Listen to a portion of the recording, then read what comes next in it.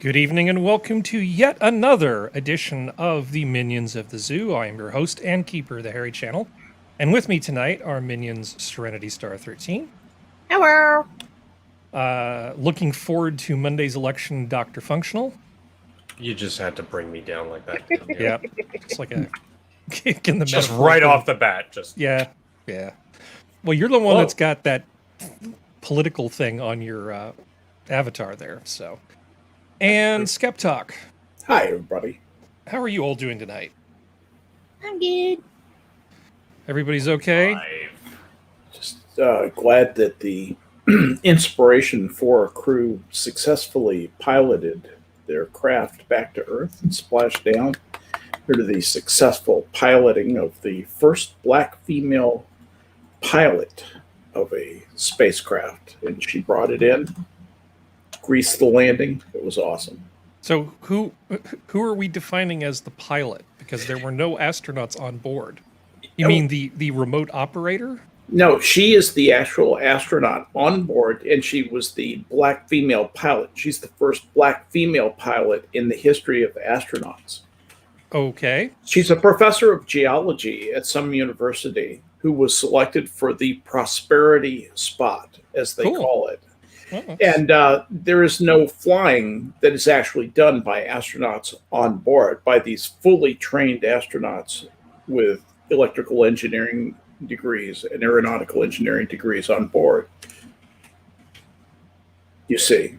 Yes. Well, I mean, to be fair, Elon Musk took something that was very rough around the edges. Lots of protuberances and what looks like duct-taped foil. A lot of that kind of stuff going on. And what you've got in the rockets that he's launching and the capsule that these people are riding in is something that looks like a finished product. I mean, it's sleek. That's right. And there's no duct tape anywhere. The people are cargo. Yeah, the people are cargo. And he has finally achieved the thing that everybody said they wanted. Now, you notice I didn't say that this is what they really wanted. This is what people said they wanted. Right. They wanted space to become, at least near Earth orbit, to just become a business. Right. Commonplace. And you've accomplished that. And I don't know if it makes a lot of us any happier. I kind of like the romance of space where there's like you're sitting on top of a huge stack of explosives. You need to understand that however glossy things are and however good the crew recovery system is, and it's a really good one on that capsule. Yeah. You know, because if things go poorly, anything short of just like everything blows up type thing, you can get away in that capsule. That's a really well-designed capsule. It's still dangerous. This is kind of a stunt. It doesn't matter how much like the inside of a Tesla car the capsule looks like. It's still stunt. Space. It's still a stunt. Yeah. You know, congratulations, but let's keep this stuff in perspective. Calling her a pilot and saying she follows in the proud tradition of pilots like Neil Armstrong and Ed White is silly. Yeah. Skep, she's female and black. And black, yes. Yeah. She's a black female of color. Yeah, she has the lowest albedo of any female pilot. What does her skin color even have to do with it unless you're just one of these people that's obsessed with race? I don't know. No, clearly the albedo calculations, which she is not capable of doing. I thought you said she was a geology. She is. She's a geology science communicator. Oh. Okay. Yes, with a PhD. Yeah. Yeah. Sweet. So there. Oh, well, before we get ourselves permanently yeeted from the internet for saying the wrong thing. Sorry. I didn't. No, it's okay. I should not brought it up. Every episode of this show is a minefield. Because what are we going to say that Susan doesn't like today? Exactly. You were impressed by the fact that she was the first black female pilot. Okay, I'm more impressed by the fact that she personally has a PhD in geology, and I'm going to assume that she's a top-notch engineer. Yeah. There's no need to pad her resume. Sorry, go ahead, Serenity. Well, she's also a licensed pilot. Well, that's excellent. Sion Proctor. Sienna Proctor, yeah. Geoscience professor at South Mountain Community College in Phoenix. Doctorate in science education. Her dad worked for NASA. He was the NASA tracking station for the Apollo Luna missions. Cool. She's a licensed pilot and major in Arizona's Civil Air Patrol. And she completed her 4 analog astronaut projects involving simulated space activities, including a NASA-funded 4-month artificial Mars mission to study food strategies for long-duration space flights.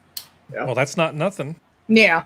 That's not nothing. That's not the same level of risk, though, as like the pioneering guys who were like, well, the last group of guys who were in this capsule all died in a horrible fire. Yeah, that's no, but still, Harry, it's terrible. It is exactly the same. In fact, it's much riskier because of the challenges she faced growing up. I think she's probably doing just fine. It sounds like she's doing okay. I don't think That's an impressive resume. Yeah, I think she's doing just fine. I would happly shake her hand if she was here. Yeah, I would also ask her why she was in my house. That would be really. That would what I'd be asking. Like, why are you here? Get out. Why are you here? Do you mind? All I'm right. streaming. I'm going to keep this thing moving along here. We had a recall election in California. By the way, everybody, none of the topics tonight are going to be particularly long. It's going to be another one of those fairly quick shows, I think. Stick and move. Yeah, stick and move. Pivot. I got this here. Got this here. Oh, and of course, my technology stopped working. That's fantastic. I'm so happy. Okay, That's becoming a theme with you. Yeah. I'm one of them weeks there, Harry. I am so annoyed. No,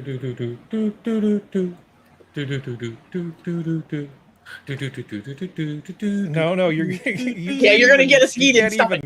Yeah. You can't even hum it, bud. That was not Spanish flea. Yeah, we Spanish can't fly. I don't think that really works. Gosh, I still remember being a little kid and hearing about stupid shit like that the very first time. It's like the dumb stuff that people believe is just amazing. Oh yeah. All right, here we go. This time I kept ordering the X-ray glasses. Okay.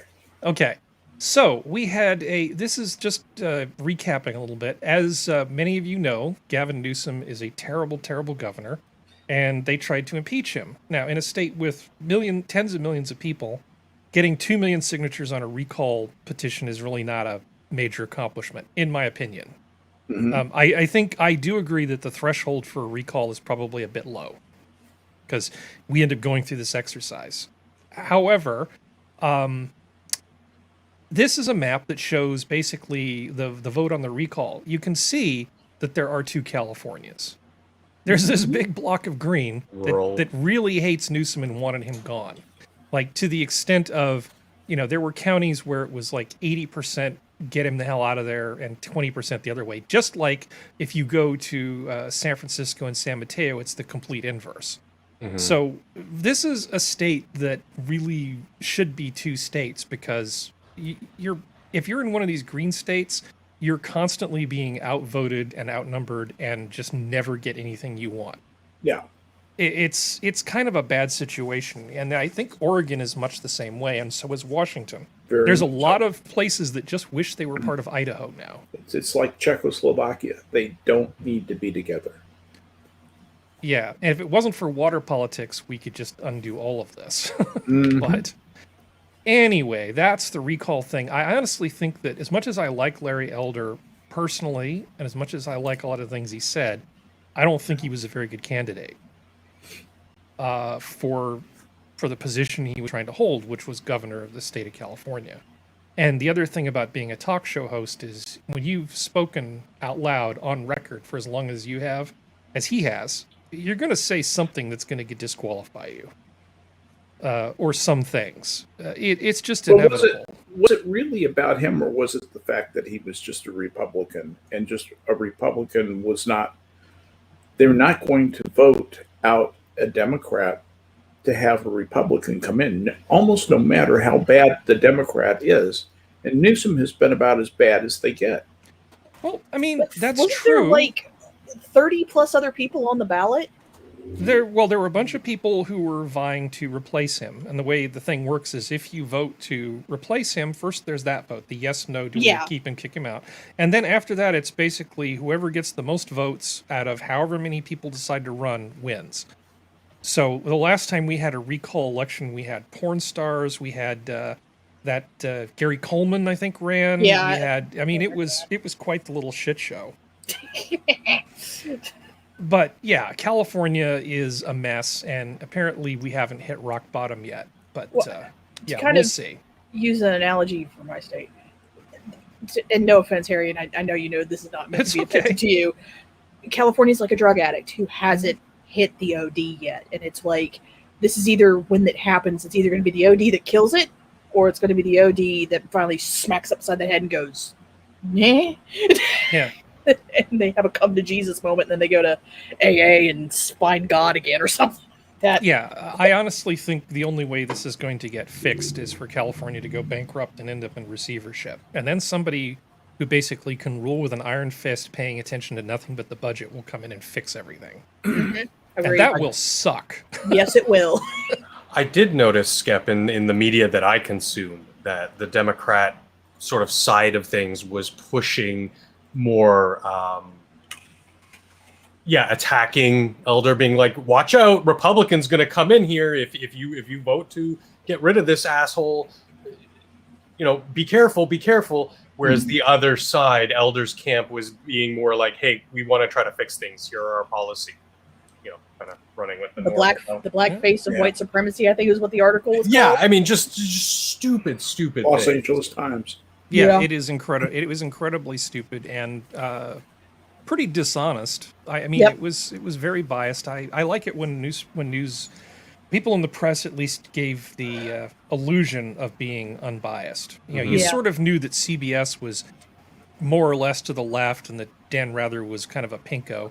And so you would kind of look at the major networks and know more or less where they fell. Now it's just propaganda everywhere. Yeah. Just watch out for the other monster. And I mean, even I've noticed even USA Today is starting to slip, which is crazy. Which is why The Hill is starting to surprise me, because they seem to be getting people on occasionally that don't suck. You know, that are actually asking hard questions and like Iverson. Yeah, like what the hell happened with that? But anyway.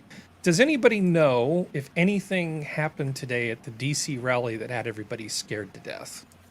I didn't hear anything, and normally Tumblr goes to fire if anything like that happens. I know people on one side were like, watch out, it's an FBI op, and the other side were going, oh my god, it's another Charlottesville. That's all I really saw. And then nothing happened nothing happened, yeah. Mm-hmm. Like, Ideas. Hello. Hey, bud. It appears. Pretty good. Yeah. Hey. So, as far as we know, nothing happened that we need to talk about. I just left a slot open. All right, I'm going to reclaim that time then, and go on. Reclaiming my time? Yes, to reclaiming my time, sir. You bastard. Florida antibody thing. DeSantis criticizes Biden team for dramatically cutting Florida's COVID treatment supply amid nationwide shortage. Oh Lord. Now. Do we know that there's actually a nationwide shortage? Because from what I've been able to hear in a lot of states, a lot of the biologics, the antibodies, are just going unused. Right. Because doctors almost aren't even aware that this is a thing they should be prescribing. That is what I am hearing also. Yeah, just take some Tylenol, go home, and if you need a ventilator, you can come back in. That's the standard of care. That really is the standard of care. Which is sad. Yeah. Well, everybody knows that the only thing that can treat COVID is a time machine that goes back and gives you a vaccine. There are no drugs out of all the drugs that have ever been produced that can be repurposed to treat COVID in any way, shape, or form. That's absolutely true, Harry. That is absolutely true. I'm glad we solved that. I do know that there's several articles talking about it near my area about it. Kentucky's talking about it may be bad for us. South Carolina's talking about it, but no one's given specifics. Yeah, because basically DeSantis and Florida are going very hands-off on a lot of the COVID prevention stuff. You know, they're being much less draconian about lockdowns and restrictions. Yeah. But if you do get COVID, you can pretty much walk into a convenient nearby infusion center that will give you a dose of the Regeneron antibody cocktail. Mhm. And most of the anecdotal things, like if you look at Dr. Drew Pinsky got this thing, people say it's like you go in, you sit there, and after about an hour, sitting in this chair, you feel like this fog is lifted from your brain. All of the anecdotal reports are pretty amazing. The official statistics on it look pretty good as well. I know that if I ended up with a case of COVID being not super young, I would immediately go and try to get one of these things if I had any kind of serious symptoms. But yeah, it looks very punitive. It looks like it's like, oh, fine, you think you're going to manage COVID by just treating people who get sick? Well, we'll show you. It feels very punitive, but I don't really know what the real issue is. They're saying Florida had the highest allocation last week. Well, okay. So the only numbers any article that I can find that it's actually giving me actual numbers. This is as of Thursday. This is for South Carolina, though. So as of Thursday, 84% of South Carolina's hospital beds were occupied, and 26% of them were filled with COVID patients. Mind you, they do a little word game, and then they say, and about 82% of the state's intensive care beds are occupied as well, but they don't say they're COVID occupied. Anyway, but the government is not able to send the I'm going to butcher that word, so I'm not going to try to say it. The treatment, they're not able to send. Lamivimab, or what's the other one? Yeah. The orders are now pending, and the federal government will not be able to send the 4,460 doses to the state until next week. And that's just South Carolina, and that's with so far 16,000 people reported with COVID in that state. Well, okay, so DeSantis has actually said there's another drug coming online that hasn't all been just bought up by the federal government. The reason that it's not available is because the federal government just bought all of it. Yes. But there's another drug coming online, and Florida is actually looking into acquiring that directly. Good. And you know I mean, he's not taking it lying down. The FDA has not approved these for this. Well, there's an emergency use authorization. There is no exactly. As I said, other than a time machine and a vaccine, there is no approved treatment for COVID-19. Right. Mm-hmm. Yeah, you might as well just lie there and die and hope that you don't need a ventilator. Yeah, that's stupid. It's just dumb. I really feel like I do think that the vaccine is the best way to prevent infection. I mean, it's certainly preferable to getting full-blown COVID, but at the same time, they're not working hard enough on the treatments for the people who do get sick. And now that things are starting to break through a lot more often, don't you think maybe we should work harder at that? That's the point I was going to make, was that the vaccines are showing that they don't last as long. The immunity that you gain from the vaccines, it does not last as long as they were hoping for, and it looks like it wears out rather quickly. Israel is having a hell of a time right now. Oh, yeah, that's coming up a little later in the show. But sorry, I didn't mean to jump. No, you're fine. It's just the answer is it's about 8 months. Skep about 8 months, you start to see the efficacy just start to tank. You go from like 78%, down to like 50 something very quickly.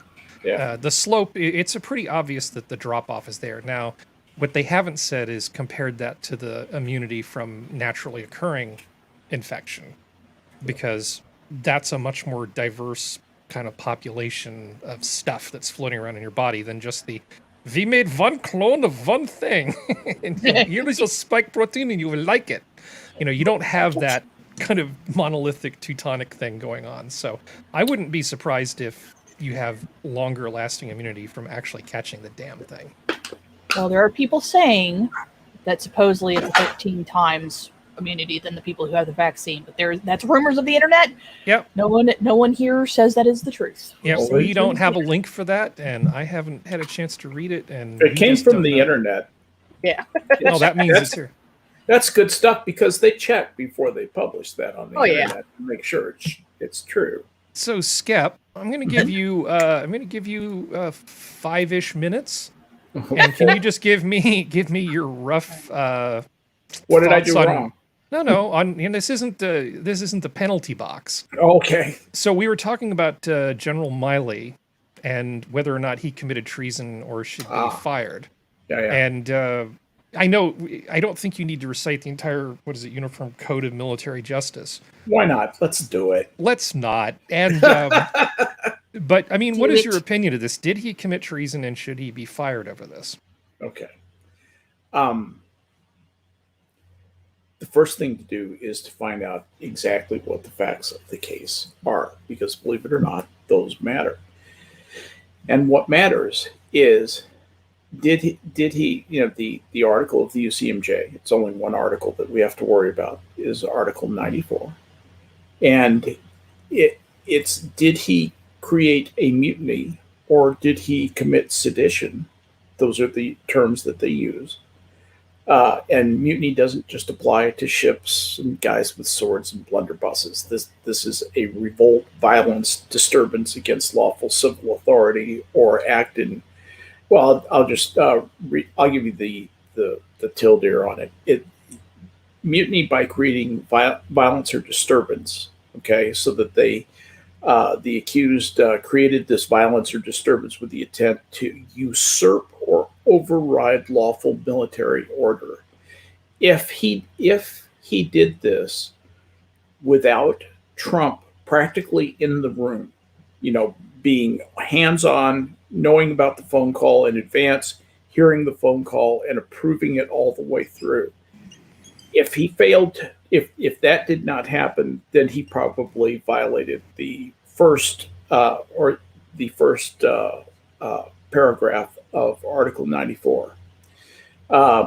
Sedition is the third section in that article, and it says that the accused created revolt, violence, or disturbance against lawful civil authority, that the accused acted in concert with another person or persons, and that the accused did so with the intent to cause the overthrow or the destruction of that authority. Now, what that means is that did he intend to usurp in this case, because there's no higher authority than the president in the chain of command of the military. So did he intend to usurp the authority of the president? If the president was there and approving of all this, no, he did not. If the president had no idea this phone call was going on, I think that's probably pretty arguable.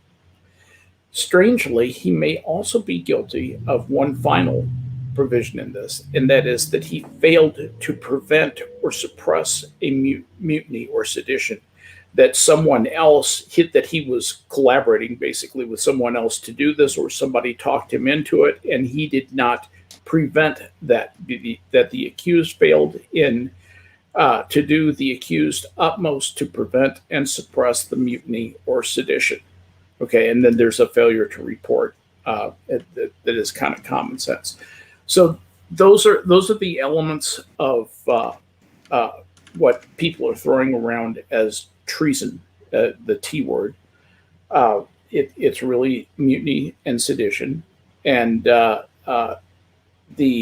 facts of the case bear mightily on this. We've not heard a statement from the accused. We've not heard from General Milley about this, and we don't know what the specific circumstances of this was. So, we have to be careful.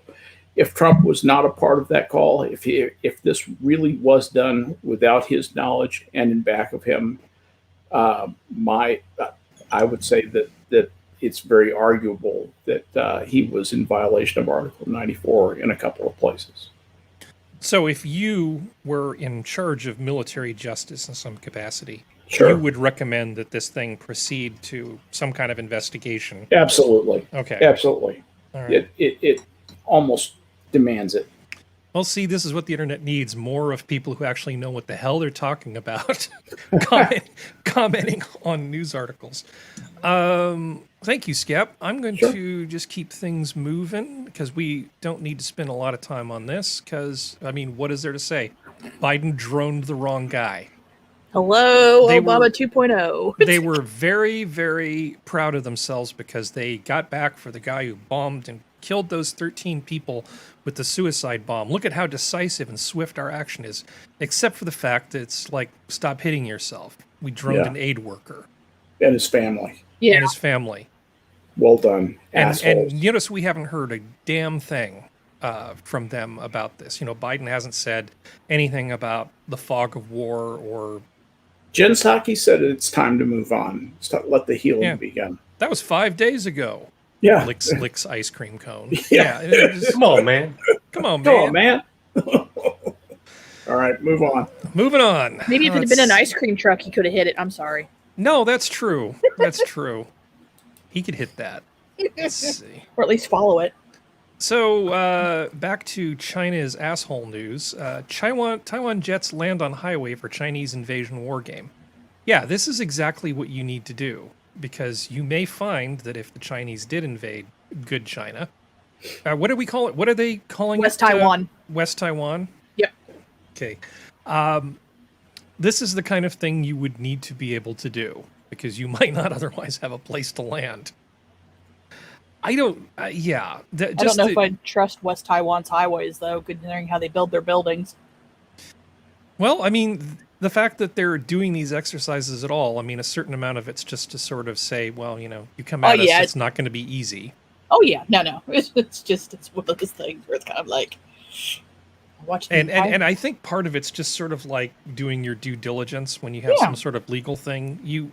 Like, for instance, if somebody walks into your house because it's unlocked and takes something out of your house, that's a very different charge than if you have your house locked up and they actually break something to get in.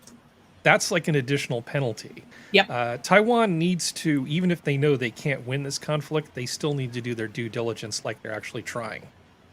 Because if something does go down, they're going to be relying on public opinion and all this other sort of stuff to try to save them, and I don't think it will. I think there's a big deal here. I think there's a private thing and a public thing that's going on here. And what we're seeing is the public thing. I think the private thing that's probably going on is China is sending over computer output saying, we gamed this. This is how many people you will lose. This is how long it will take us. This is how we will counter everything that you have. This is how the Biden administration will leave you high and dry, but will deplore it in the UN. So that's the help that you're going to get from the West. So we can do this the hard way, or we can do it the easy way, but it's going to be done. Yeah. That's the internal back and forth that's going on. Well, let me ask you a very esoteric question. Sure. I remember reading about the life of René Descartes. And there was a period, back when Descartes was, I guess he was in the military, when it became sort of this thing where you could actually have these kinds of arguments with people. You could say, mathematically, I can show that you're going to lose. here's I can actually do the math for a parabolic arc, and you're not going to enjoy it.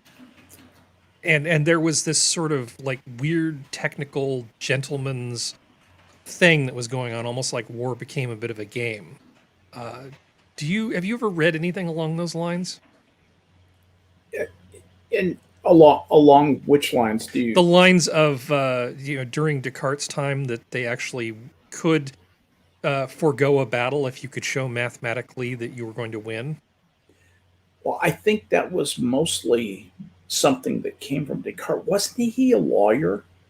Do I remember that he was like a member of their bar, or is that somebody else?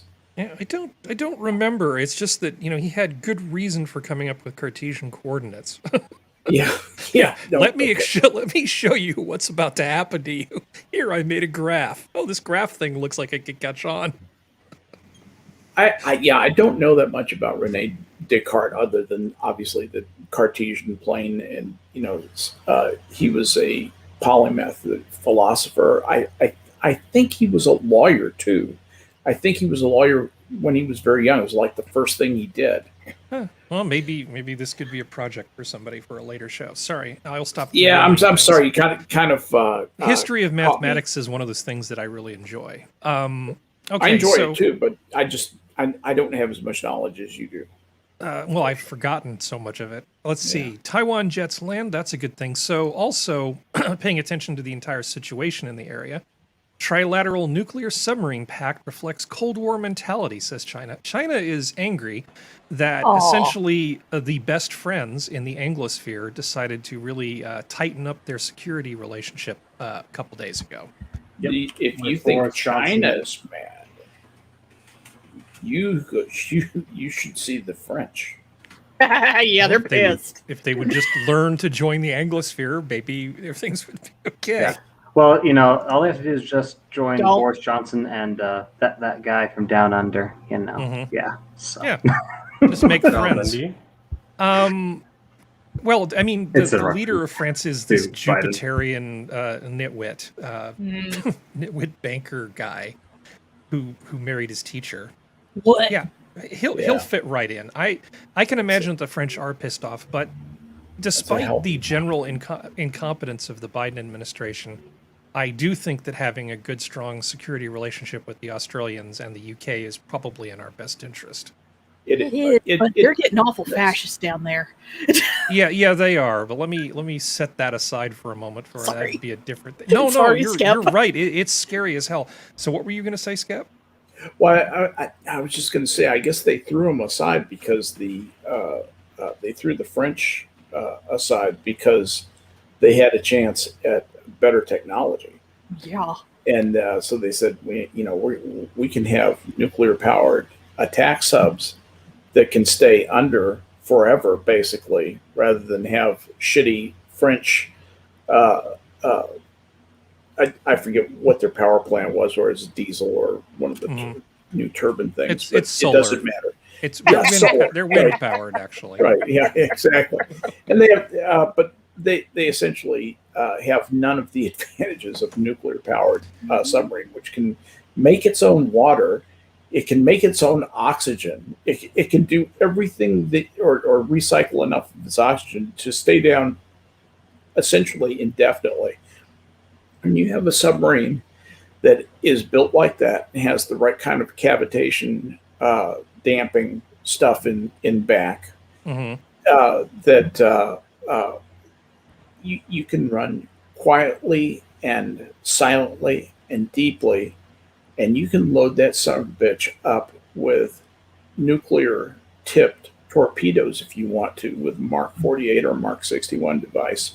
And away you go. You're good to go. You can own the world, and Australia is not officially a nuclear nation. But we could make them a nuclear nation very quickly with one shipload of torpedoes and missiles to them. That's not a big deal. The French subs were 12 conventional diesel electric submarines. So they were old style diesel electric. This technology goes back to pre-1960. Where's my sound? Where's my soundboard? Let me see. I need something. Let's see. Where's the wah? I can't find it. I have so many things. Have you got a sonar ping? Yeah. There we go. There we go. Okay, I feel better now. Yes. All right. I was thinking about this, and the question I was going to ask you was, I understand why nuclear submarines are a great idea. Usually, if you're trying to set up a nuclear deterrent, you need to be able to operate them in the manner that you specified. For this particular application, where they're essentially patrolling fairly close to home, the main limitation that they run into if you make them nuclear is just running out of food. Right. That's the only thing that they need to basically go back into port for. When you go on, especially attack boats, the attack boats are worse than even the boomers are in our Navy. When you go on an attack boat and they're outfitting, this is when I've been on board SSNs, nuclear attack subs, when they are storing food everywhere, and I mean everywhere. Even in your personal space, if you've got room for an extra couple of cans, they put them in there of anything. They put it in there and note the location that, in my personal gear, I have 4 cans of beans. absolutely true. They store it absolutely everywhere, and that is exactly what the limiting factor is that you have to come up and get provisions. And there's a little bit of throwing stuff away, but that's not the big problem. The big problem is the stuff stuff you eat, stuff you drink, and water's not a problem. But sometimes you get a little stir crazy if you can't have anything else. Anyway, the upshot is that there's that plus the fact that that's their mission now. Their mission can change in an instant. One word from China, and they could be full-on Chinese Navy hunters, and that is a completely when you're hunting gray steel in the open ocean on a sub. That's a completely different mission than shore patrol. You have to run silent, run deep, and you're extremely vulnerable. People think, well, nobody can see you. Yeah, they can see you actually, and they can find it. It's finding you that's the trick. Once they find you, you're not that terribly hard to destroy. No, you're not. I actually, a book that I read just sort of for fun when I was a little kid was a book on submarine detection.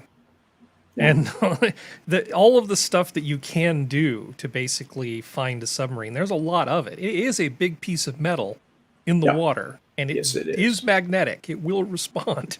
It is a big thing, a big tube of ferromagnetic material. There are ways of catching it, and you can only silence the screws just so much, and sound will bounce off your hull. There are limits. Once you need to take advantage of the fact that it is a big, big ocean. But the torpedoes that we have now, in terms of the guidance systems, are so much more sophisticated than they used to be.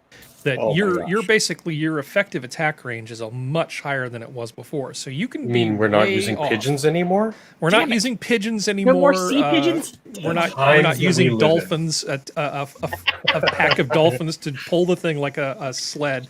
Well, they actually had a torpedo in World War II. They were trying to do like this. I think the Germans had one. It was like a buddy system where you had like a torpedo with a guy driving it. And then it had like a little baby torpedo that it would let loose. And then the main guy would just take off. And supposedly the Japanese had some program where it was just like kamikaze torpedoes. They just have a guy driving, basically piloting the torpedo into the target. And the Germans were like, no, we like the fatherland, but we're not going to do that. Small change in philosophy between the two cultures. I'm sorry, the submarine talk's making me think of Down Periscope. There's a Frank Herbert book that involves submarines, and I'm trying to remember which one it is. It's actually a pretty darn good read, and it's not the same as most of his other books. Dragon in the Sea? Nope. Okay.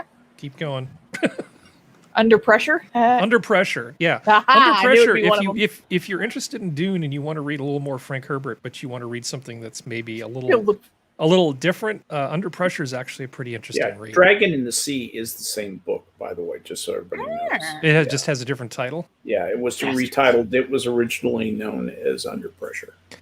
Did they translate it into like Japanese and then translate it back into English? I don't know that. I just know it's the same book. Okay. Cool. All right. I thought it was. I had to check it out, but it is. So people aren't just letting China have their way with the entire China Sea. That's good. I like that. So, this is an article from the beginning of the month, and it's just a pretext to talk about the whole idea of price gouging. First flames, then go away. First flames, then feast. Tahoe evacuees report price gouging. So there are people who choose to, instead of using their money to buy like new rims for their cars or take a vacation or do whatever, they spend their money on something in preparation for some sort of event. And then the people that don't do that get angry because they're charged a higher price when demand is high and supply is low. And then we call that gouging. Right. I don't think that gouging is a thing. I think that people saying, I should be able to buy this thing during an emergency for the same price as I could have if I had shown foresight. That seems to be kind of an unrealistic expectation. And this seems like maybe a functional thing. This is where we differ sometimes on philosophy, because you are a little more to the left than I am. Do you think I'm just completely full of crap, or do you? I mean, Half full of crap. Half full of crap. What are your thoughts on this? And I'm just springing this on you. So, well, I mean, you're right in that there is a thing called supply and demand. Mm-hmm. However, I think that there are bodies of entities who will take advantage of a situation like that, and who will increase prices to colloquially gouge a little bit. Mm-hmm. I don't necessarily think that that's too bad of a thing. I think everybody should always be prepared for some kind of an emergency. I don't care what fucking city or rural area you live in. You should have a month's supply at least of food, canned goods, or something to keep you alive during an emergency. So you're right in that, like, people who don't do anything for that, they get what's coming to them. So I'm torn on that kind of an issue, but yeah, I don't think that it's not a completely made up thing, but I don't think it's as prevalent as some people might think. Well, let me rephrase this a little bit. There is a program that Tesla's working on now, because Tesla, in addition to cars and rockets, they also make solar panels and batteries for houses and businesses. Like PG&E has huge bunches of Tesla batteries, so they make power systems and solar powered stuff. And they have a pilot project. What they're doing is they're using AI and computers to determine when it would be most advantageous to take power from volunteers' backup systems and basically sell it to the utilities under load, right? So they actually, because when the load gets extremely high, when people want more power than there is power available, there's only two things that can happen. You can let the voltage drop, which screws everything up, or you can start watching stuff lose power and brown out. Those are your only two options, because if you don't turn some stuff off, like do rolling blackouts, the voltage will drop and the grid will become unusable, which is terrible. It's not just a good idea. It's a law. It's the law. So if knowing that this is a situation that there will be peaks, somebody becomes incentivized to spend the money to have a system like this, knowing that there may be an opportunity to sell some power back to the grid and make a little bit of cash on the side, because the power prices go way the hell up. You could say, no, you're only allowed to sell it back for the same flat rate no matter what. But what's the incentive for anybody to build the extra batteries or have the extra thing, or allow them to? There's no motivation. The market, as unfeeling as it is, does a way better job of fixing long-term supply problems than this other stuff. I just don't think that gouging is a real thing. Okay. But you made the jump from, I was specifically talking about goods. You're now talking about services. No. Power is a commodity. I think power is a good in the same sense. Just because it's not a tangible good doesn't mean it's not a good. It's a service. They're providing you power. You're not actually buying the power. They're providing you power.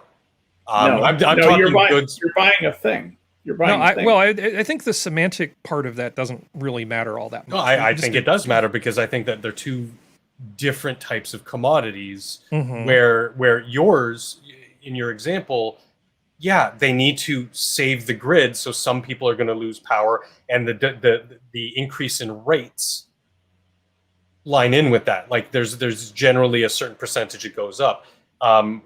What I would consider gouging in that sort of scenario is increasing it to an exorbitant amount.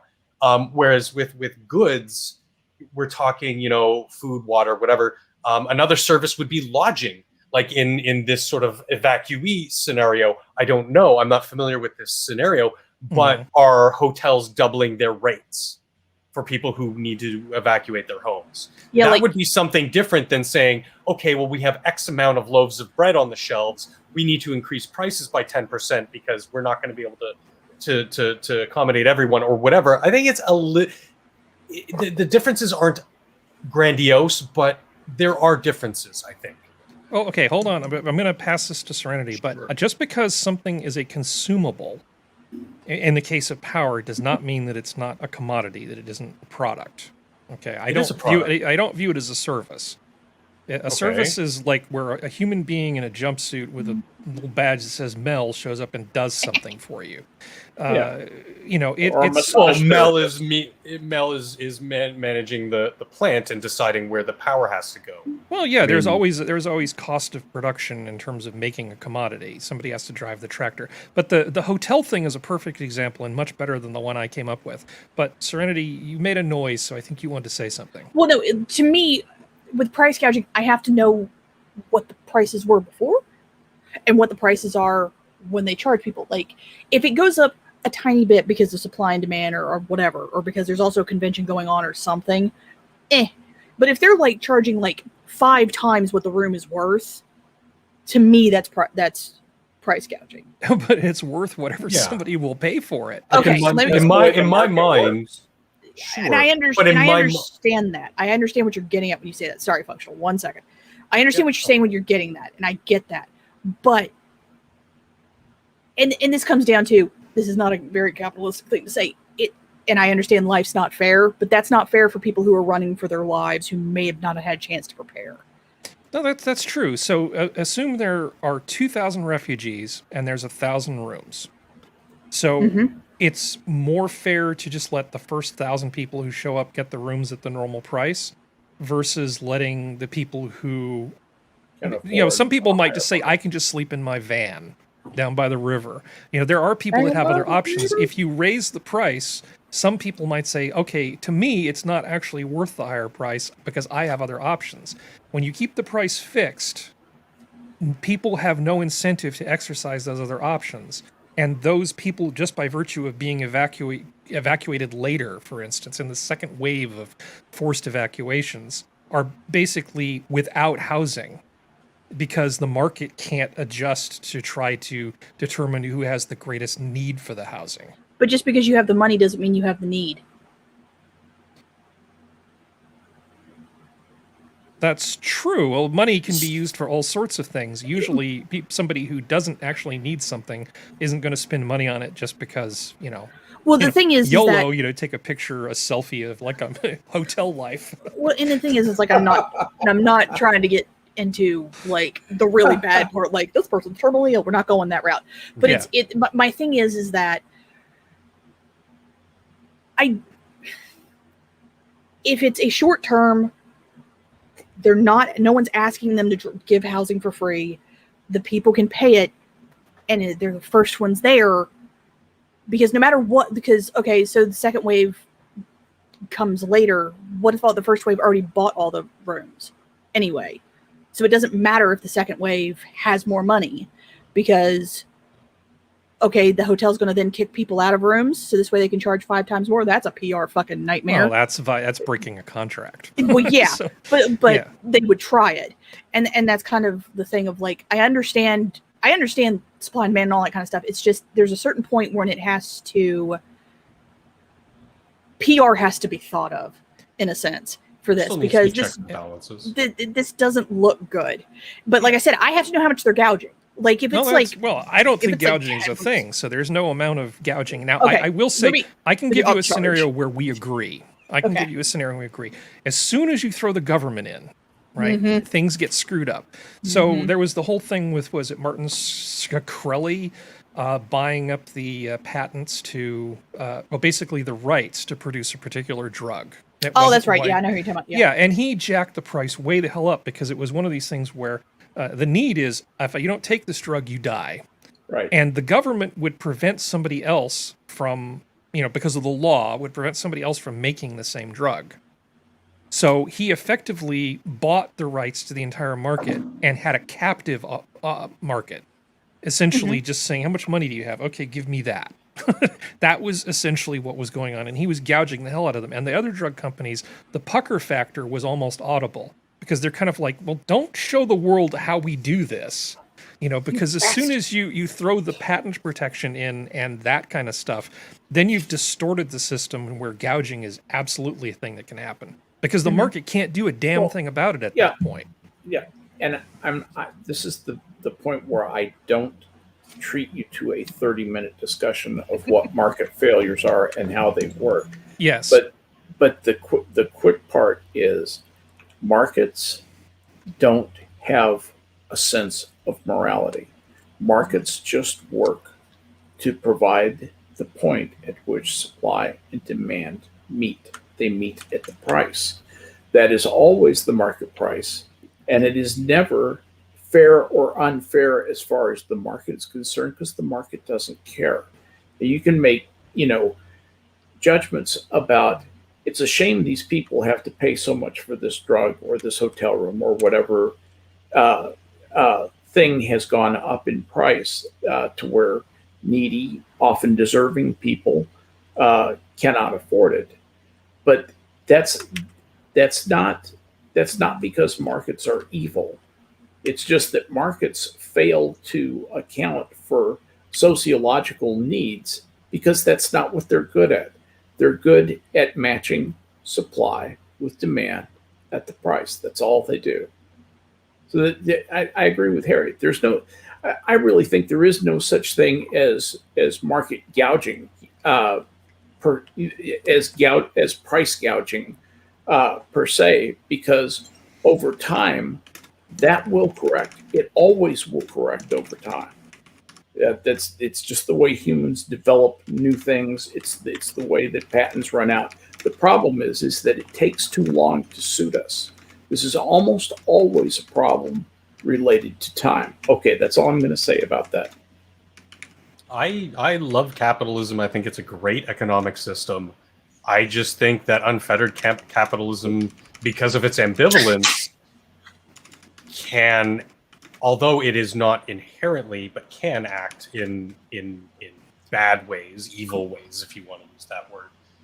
And that's why there needs to be at a very minimum sort of protection of people, of consumers. Yep. I know. My stance on that. Okay, my reason for bringing this up was simply because we had a news article. I looked at it and I thought, this is a good time to introduce this topic and just say, I don't expect to change anybody's mind necessarily. All I wanted to do was just sort of plant a bug in your ear and have you go off and think about it. And then maybe when you see other examples in the news, you might think about what we were just talking about. Mm-hmm. So it was just something to kind of plant the seed to think about later. And it's also kind of a pet peeve of mine. Yeah. So there you go. Moving on to the next thing. Amazon this map shows how Amazon is rapidly growing its air fleet across the U.S. They still can't get next day delivery, even with Prime. Well, this makes perfect sense to me because why, if you're delivering this many packages to this many people, why wouldn't you want to own part of the package delivery system if you think you can do it as efficiently as UPS? They've shown that they've done better. Yeah, well, better. This is a classic make or buy decision. Mm-hmm. Do you bring that capability in-house and have the control but also the responsibility, or do you want somebody who is really good at that and have their neck to squeeze? And when you get into operation something of the size of this, this is really revolutionary stuff. I mean, we really don't know how this is going to play out. There are a lot of variables that are very, very difficult to predict how this is going to come out. I'm absolutely fascinated by this. Mm-hmm. Yeah, it's like you were saying, the market is adapting in this case, and if the demand is there, which it is, it obviously is, because Amazon just keeps growing and growing. Mm-hmm. So the demand for that product is there. It would be a silly decision when you have that much capital to sort of use to not try to invest in something like this. I think it's a very smart move from Amazon. Who do you think is going to be most threatened by the way that Amazon is expanding right now? USPS. Yeah, US Postal Service. And Canada Post. No, they're toast anyway. I mean, they are. They'll be around like a vestigial appendix, but I'm not really talking about that. I'm talking about bigger fish than that. Walmart, exactly. Walmart needs to be looking over their shoulder, because Amazon isn't going to just stop and say, "Oh, we're not going to get into the grocery and sundries and consumables market. You know, we're strictly books and equipage and stuff like that." Wrong. That's just another field for them to plow. And what they're getting good at. Here's the thing about Amazon: what they're getting good at is they're getting good at solving these problems, at the analysis and putting together these small business plans, internal business plans that work. And they spent a lot of money and a lot of years actually being wrong and learning lessons. And they were patient enough to get through to that. And now they basically have a money printing press, a wealth printing press. That's here another thing to watch for. Just you heard it here first. As the dollar becomes more and more damaged, Amazon's not stupid, and they'll start saying, you know, maybe we should hedge some of that risk, because there's a certain risk. It's actually represented by a number called beta in the mathematics of business statistics, and they are going to want to hedge that risk, and they can do that by diversifying their currency. What do you think they're going to diversify to? Crypto. Yeah, this isn't hard. Yeah, this is like reading Burma shave signs on the side of the highway. You guys probably don't know what those are, but anyway, the British lady, she's now a famous movie star. Anyway, I'll tell you what Walmart's been doing here to sort of keep up with their demand is they've been going the route of what like Uber's, Skip the Dishes, those types of services, and getting those independent contractors to deliver your grocery or whatever from Walmart. So same down here. It's another smart move, but in a different direction. Like, yeah, that's like, because Walmart is the largest employer in my state. There's a thing called Walmart Plus. And they're not really shipping internationally. Yeah. Or nationally, sorry. They like they will do, if it's in a local store near you, they will ship what you ordered, and like we've literally, like, because my mom can't walk that well, like we've literally gotten stuff, like we've ordered it and it was here 3 hours later. Oh yeah. And you can get it within max 2 days if it's at a local store. They now do what Kroger has done, which is also there's a gas station in this area called Sheetz that does this too. Basically, if you have the app and you have your card on the app, you can walk through the store, scan stuff, and you can check out via your phone and then just leave. Now, Serenity, I don't know if you guys have it there, but here they relating back to the previous sort of topic, depending, like if I want it in 3 hours, it'll probably cost me double of the delivery cost of, say, if I wanted it tomorrow or the day after.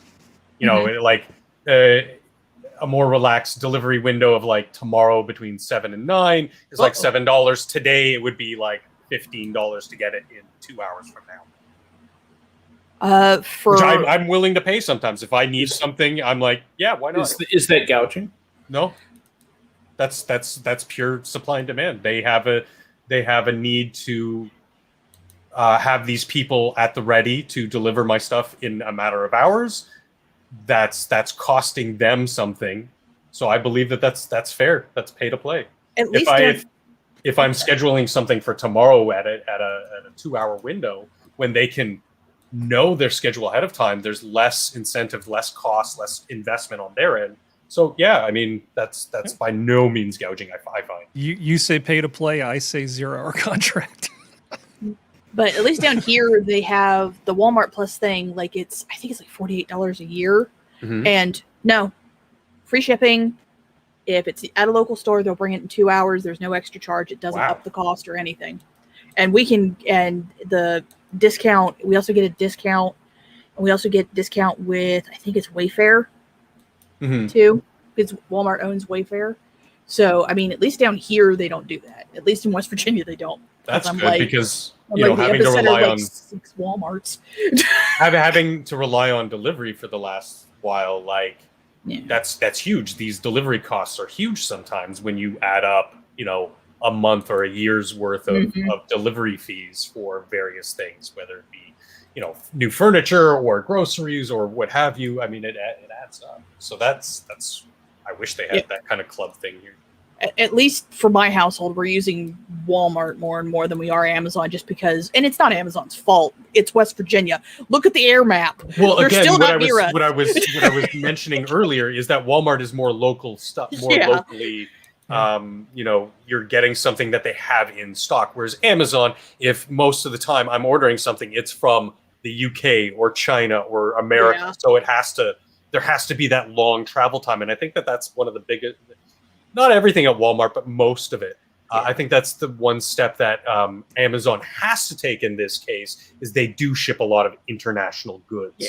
Unfortunately, to have there's a multi-hour long conversation that's just we're barely keeping a lid on involving the comparative advantages of Walmart versus Amazon, and I'm going to stop before we get in there.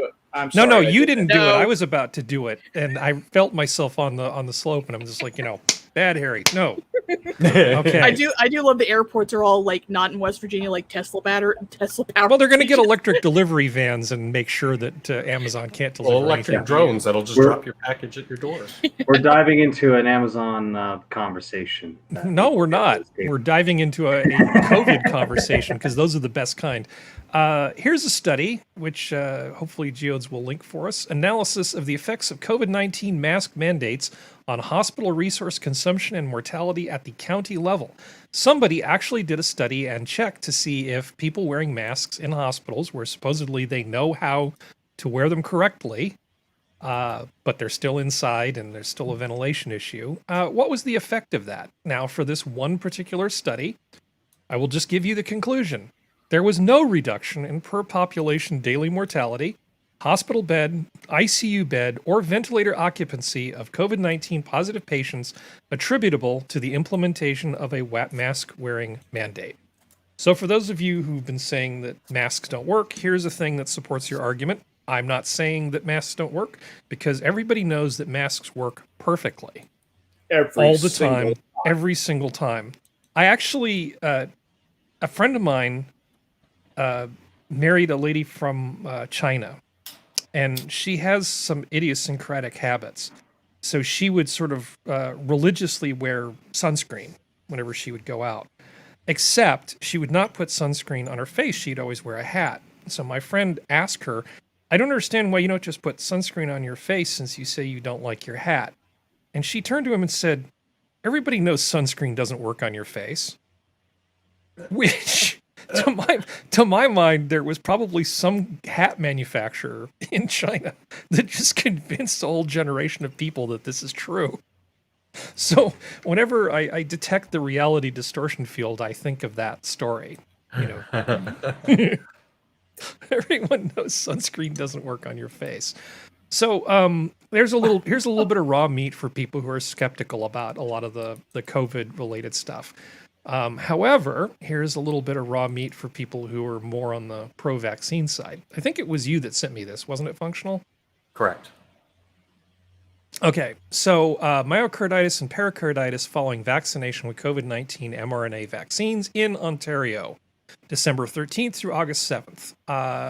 Again, here's a nice long thing. We will give you the link. You can decide for yourself what any of this stuff means.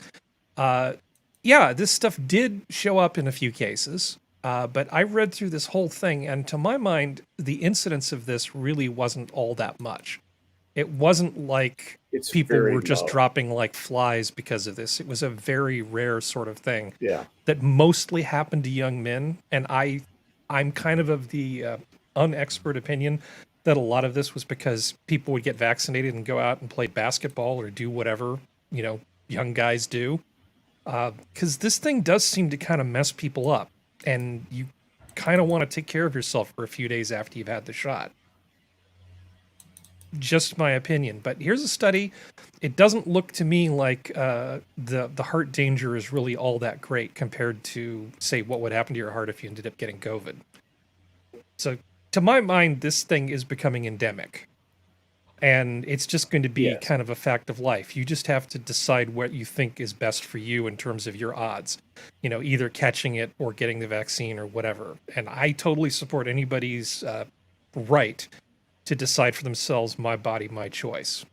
So, and I believe of the two studies that I linked for the show this week, neither were peer-reviewed yet. These are initial studies. This is all preprint type stuff. Yeah, so it's all just, interesting. Now moving on until it can be reviewed and replicated and whatnot. Yeah. Well, I mean, we're going to give you the links. I mean, honestly, even people who don't particularly like the show or the way it's run, I mean, we give you a really good set of stuff at the end of the day. I'm totally fine with people just showing up for the show just to hijack the links that we put in at the end of the thing. Thank you, Geodes. Geodes is our link master. I say we, but really mostly it's Geodes. I mean, you give them to me and then I turn them into something that could be posted on YouTube. So there you go. Good group effort, team. Okay. But the reason I want to predicate, if I may, just go ahead. The reason why I do want to predicate that is because I've gotten into quite a few scuffles with people I know in real life about these types of things, and I'll bring these studies up, and I will say, hey, look, these aren't peer-reviewed yet. These aren't facts. This is just interesting, and it's relevant to the discussion we're having. And so far, every time I've been met with,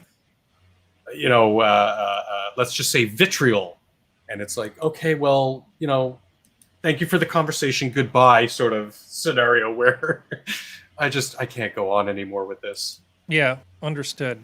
Speaking of going on, this is an interesting. Now, the Sun is not what I would call a gold standard source for this sort of stuff. But this we're working with what we have to work with here. So the claim is made: super virus China's lab created coronavirus 10,000 times stronger than usual, as fears rage over Wuhan leak. Now, I wanted to know, well, what the hell do you mean by 10,000 times stronger? What exactly does that mean? So they're injecting this into humanized mice to sort of study the thing. And I think this has been talked pretty much to death.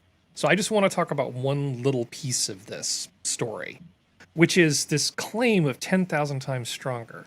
Now, compared to like the thing that just some guy who was in a cave copper mining got infected by a bat, right? That's where this thing originally came from. They got it from some copper miners, moved it up to Wuhan, and played with it a little bit.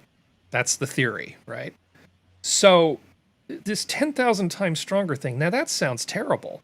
That sounds like you would get it and you would just liquefy, like right there. I mean, 10,000 times is a lot. That's, 4 orders of magnitude. That's a lot. Head explodes as soon as your head explodes like Patrick McGowan in the movie Scanners. Yeah. I mean, so maybe this is a Skep thing, or maybe this is too bad we don't have Sanguine on. But to my mind, if the 10,000 that they're referring to is basically the viral load. So the viral load is 10,000 times stronger than it would be for the regular unmodified coronavirus. Now, yes. I would think that 10,000 times more virus does not necessarily mean that the illness is 10,000 times worse. Because all of that virus, because a number of those viruses that are just sort of going through the blood, they're going through, the mucus, they're going through the intercellular liquid that goes between all the cells, all of that fluid. At a certain point, you've got 100 pieces of virus all vying for the same cell. This seems like a very sensational way to write this thing. I'm not saying it isn't bad, but I don't think there's a snowball's chance in hell that the actual effect is going to be 10,000 times worse. Am I just being naive, or I don't get it? No, I think you're on the money with it. They are a very sensationalist outlet. Yeah, sounds good. Okay. I didn't screw that analysis up then. Good. Yeah, this is just kind of yellow journalism as far as I mean, and it's not a racial thing about China, but it's just I don't like this article for a whole bunch of reasons. Yeah, you shouldn't monkey around with stuff like this, but at the same time, it's not 10,000 times worse in terms of what it's going to do to somebody's body. I mean, even their use of humanized mice, which are just colloquially called lab mice. Yeah. Like these are the things that we've been testing drugs and things on for a while now. Yeah, I mean, I've had friends who've owned reptiles, and they just buy tons and tons of these mice and feed them to them. And I'm generally against feeding mammals to reptiles, but it happens all the time. The world is kind of a cruel place, and I'm not going to get upset about every single thing that happens.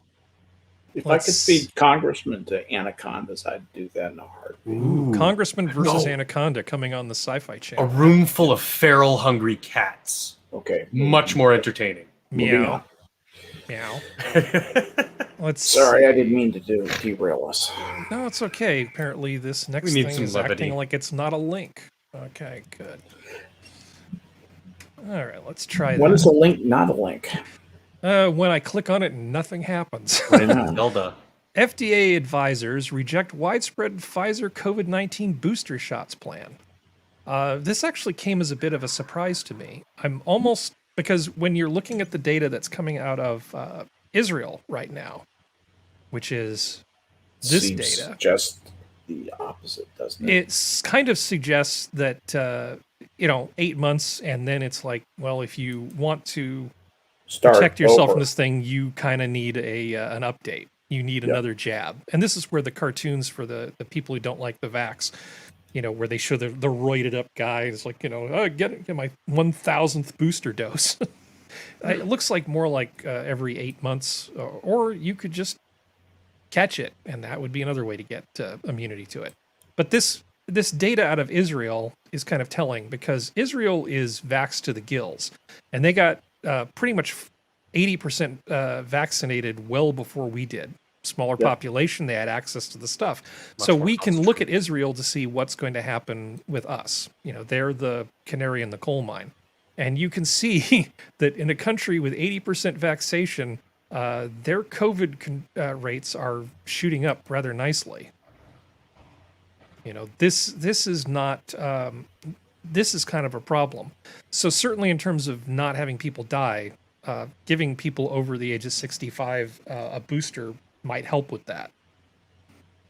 But we just go back to this thing. I'm not sure I understand why the FDA isn't advising it for more people. That doesn't mean that people can't choose not to get it, of course.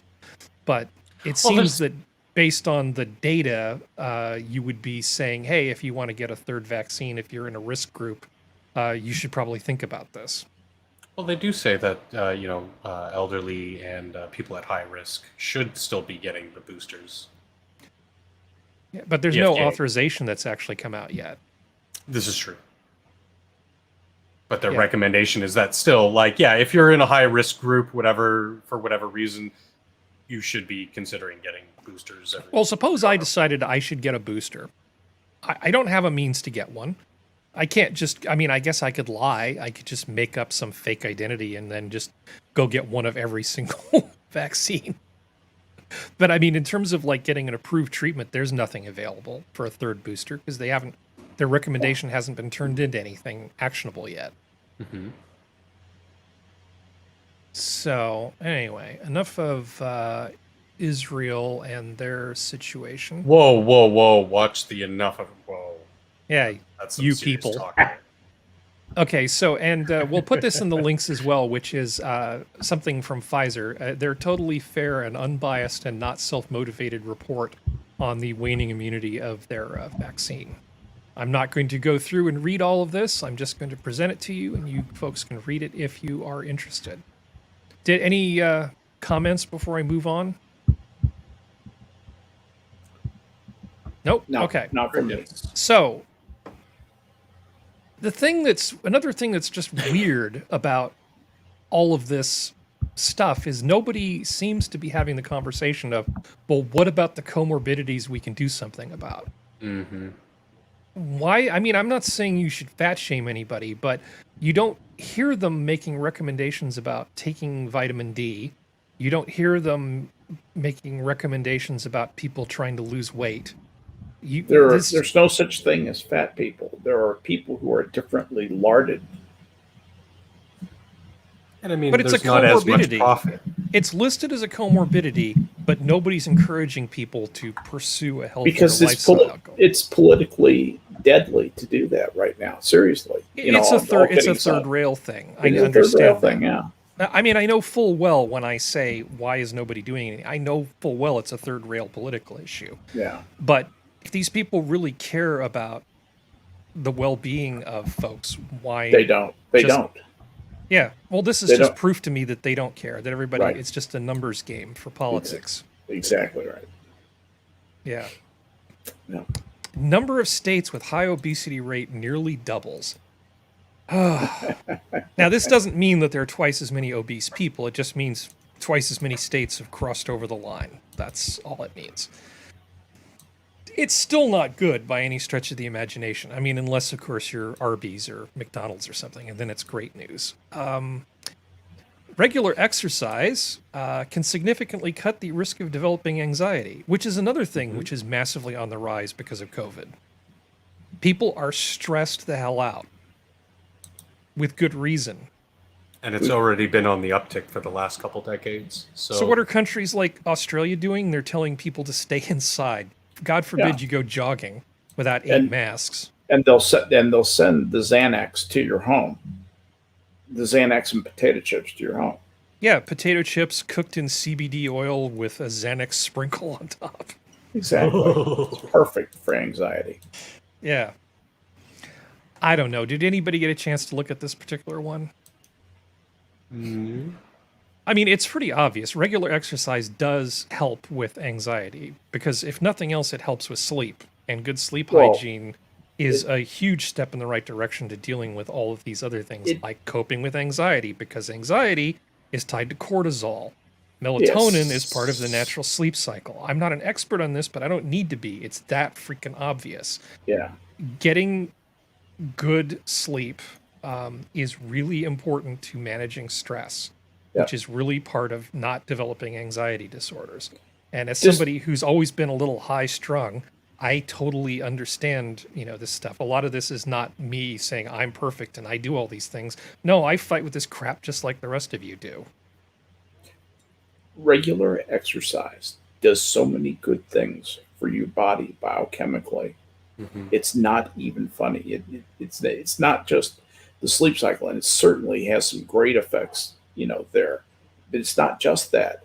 Just everything from the production of the endorphins in your brain that short circuit a lot of the anxiety.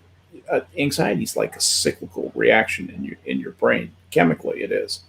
And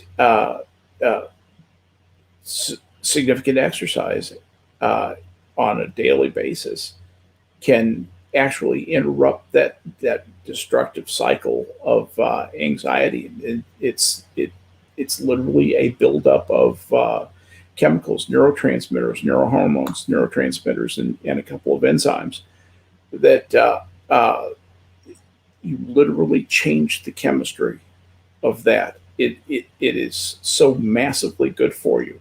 Plus, there seems to be something about regular exercise, and it tends to be this effect tends to be maximized with moderate exercise. You start to have diminished returns with the extreme, the triathlete guys.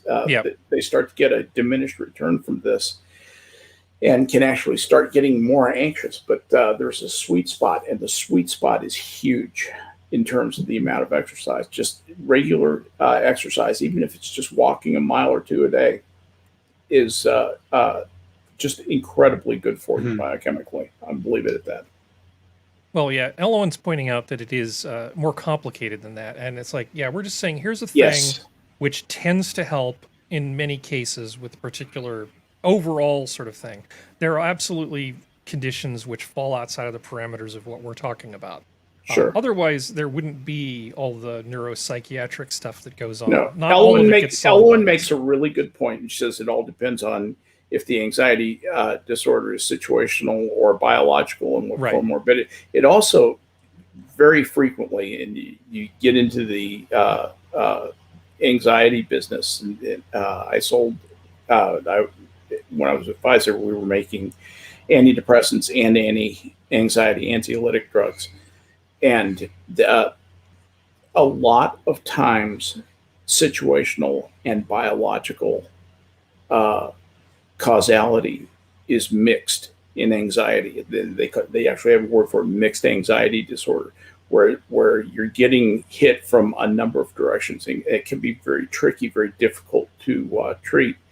The one good thing about it is that with respect to regular exercise, you're definitely making some progress on the biochemical front, even if you can't, even if you're not, solving anything on the situational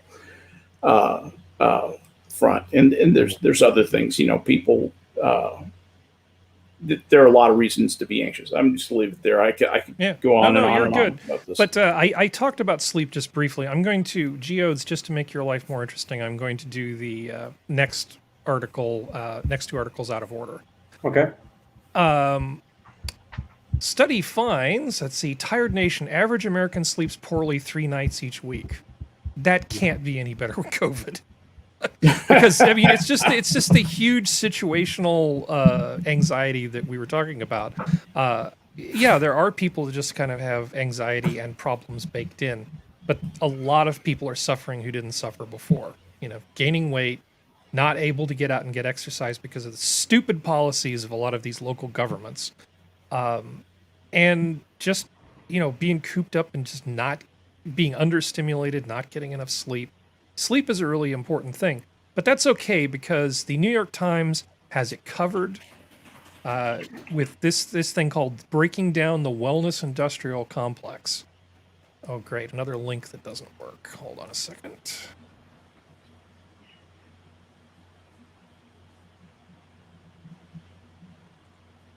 I put it in private chat. I got it. Now, this nice lady... Oh, I hate you people so much. Okay. I've reached my limit of free articles. Do I need to pull it up, Harry, and share my why don't screen? you pull it up and share your screen? Because apparently the New York Times doesn't like me anymore. They like your Your time is up, Harry. It's verboten. Verboten. Okay, let's see if it'll let me. So you don't want to give them your money, Harry? I have a limited thing, but I'm not going to put my email address in and start doing that while we're on stream. I feel you. Share screen. Yes, StreamYards, I know how it works. Thank you. Shaboom. Okay, so is it wrong of me to look at this picture and think I know what this article is going to say? Oh, I think we all know. Especially with the bullshit karate trophy in the background.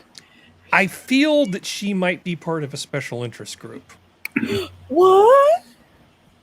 With her Senator headphones and her cheap ass mic and her Mac I don't know what you're talking about. Yeah, I mean, she does look a bit large. Mm. She's in the pear phase. Again, personal choice, but why is the New York Times putting her off as some sort of expert on wellness, breaking down the wellness industrial complex? Yes, there are people who will take your money in return for your quest for health. Because she has a collection of vintage diet books, that's why. Because she already has Solo in the Wookiee? Giggity. I guess, but... I don't know. This just is just more of this sort of PC whitewashing of important health issues.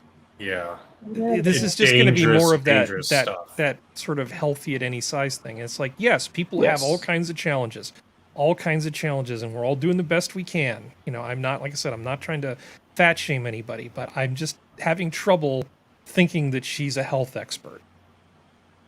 Just throwing that out there. Well, she's a bad health expert.